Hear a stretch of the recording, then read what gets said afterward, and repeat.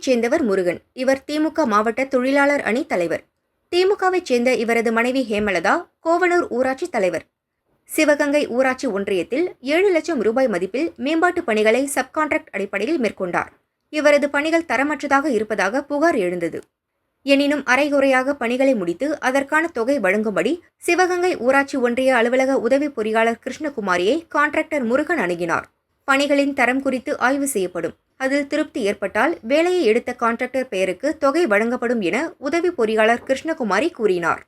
கொதிப்படைந்த முருகன் பெண் அதிகாரி என கூட பார்க்காமல் வாக்குவாதம் செய்தார். ஒரு கட்டத்தில் இரும்பு சேரை எடுத்து அதிகாரியை தாக்க முயன்றார். அலுவலக ஊழியர்கள் முருகனை தடுத்து வெளியே அழைத்து வந்தனர். அதிர்ச்சி அடைந்த உதவி பொறியாளர் செய்வதறியாது திகைத்தார். அரசு அலுவலகத்தில் புகுந்து பெண் அதிகாரியை தாக்க முயன்ற முருகனை கைது செய்யக்கோரி சிவகங்கை ஊராட்சி ஒன்றிய ஊழியர்கள் பணியை புறக்கணித்து போராட்டம் நடத்தினர்.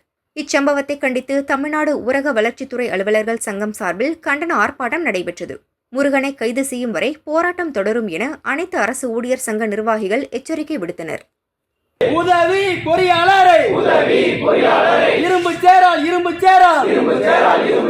தாக்குதல் நடத்திட கொலைவெறி தாக்குதல் நடத்திட முற்பட்ட முருகனை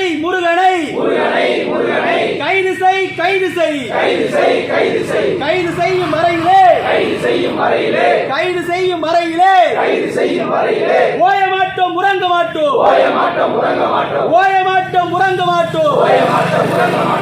இதுதான் எங்கள் கோரிக்கை.